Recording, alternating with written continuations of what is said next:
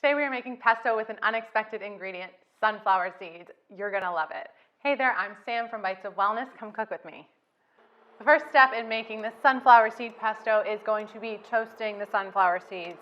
So I have raw sunflower seeds here. You can see they have no shell. They're not salted or anything. We're just gonna add them to a skillet over medium heat. So for the first 3 or 4 minutes, you're just gonna let them sit in the skillet and start toasting. And then we're going to move them around a little bit, make sure they get toasted on all sides, and we'll be done. Your nose is going to tell you that these are starting to be ready to move around in the pan before you'll actually see it. So I can smell these getting nice and toasted. You can see here they're starting to get that golden brown color on them. So at this point, you don't want to move away from your stove once they start getting this golden brown color because they can turn to burning very quickly. We just want to give these another minute or two here. And just a quick note, if you are short on time or if this seems like way too much work, that is totally fine. You can buy roasted sunflower seeds already in the grocery store. I like doing them from raw because you get that toasty smell, and also you get to control, there's no oils or anything like that they have to worry about being rancid. So as you can see, these have a good amount of color on them. At this point, you want to turn off the heat, and I really think it's important to just take this off the heat completely so that you don't get any carryover toasting. Like I said, these can actually burn very quickly. If you wanted to make a large batch of the toasted sunflower seeds at once, you totally could. Use what you want right now and then let them cool completely and then throw them in the freezer. The reason you want to put these in the freezer is because they have oils that you have kind of brought to the surface now. And you don't want it to go rancid, so the best place to store these is going to be in the freezer. Making pesto at home is really easy, especially if you have a food processor. What we're going to do is add the basil first. So we want to essentially break down this basil before we add the rest of the ingredients. That way we know everything gets broken down and really well incorporated. The next part that we're going to do is a little bit extra, but I think it's worth it. I've got some raw garlic here, and the last thing we want to do is bite down on a really big chunk of garlic while we're enjoying our pesto. So I like to use a microplane and just grate the garlic really quickly. You don't have to get all of it. And I did take the skin off the garlic, so that thick layer on the outside of it is gone. So as you can see, it's the actual bulb of garlic here. And rub it. Don't rub off your fingertips. And make sure you turn that around and get all of that off the back. So this really helps to make sure that the garlic is well incorporated in the entire pesto dish. Next up, lemon juice. So lemon and basil go together really well. I think it helps kind of bring down that overly pungent flavor from basil. So I always add lemon juice to my pesto.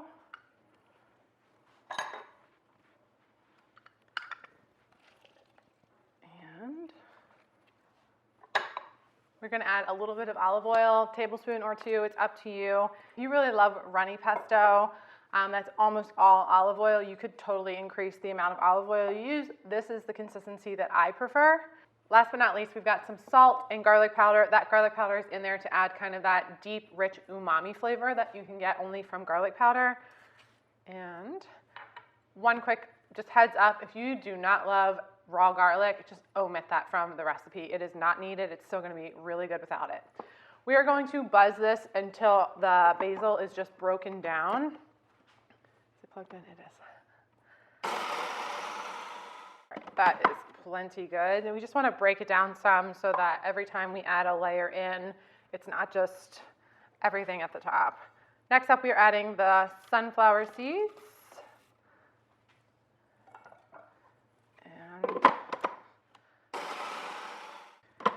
You will probably notice that you have to stop and scrape down the sides 1 or 2 times, and that's totally normal. Just want to try to keep everything together.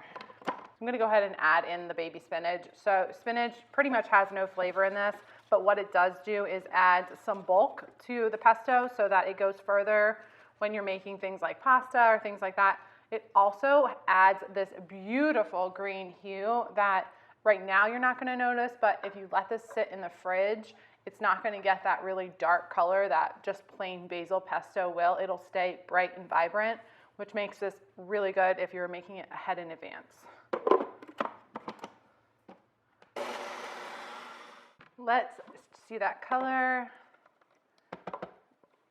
Nice and vibrant green, nice and beautiful. You can see the basil adds a lot of the spinach adds a lot of liquid to this too, because spinach is pretty much all water.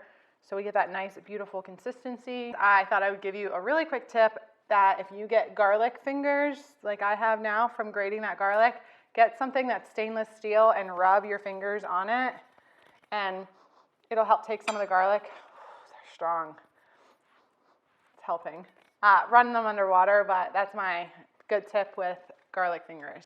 You can use this pesto in so many ways. One of my favorites is actually to use it like a dip, but you could also put this over pasta, add some flavor to soups, especially like a tomato-based soup, adds so much flavor. You can use it over like roasted vegetables. I'm using it today with gnocchi, super delicious. You could also use pesto, the sunflower seed pesto, as a spread on sandwiches just to add so much flavor.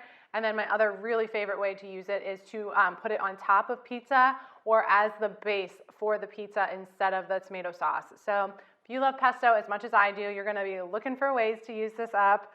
I'm going to show you just how beautiful and thick this is. This is the way I love pesto. It's nice and thick. It's not runny at all. So because we toasted those sunflower seeds, it is so nutty. It's so deeply flavorful. You don't miss any of the Parmesan, pine nuts, nothing like that. It has so much flavor. You're going to love this recipe, I promise you. So if you love healthy recipes just like this one, be sure to hit that subscribe button and come follow us on your favorite social media outlets. Until then, see you soon. Let's make pesto. Yay! Pesto is the besto. Buddy. Pesto is the besto. My good boy. Yeah, okay.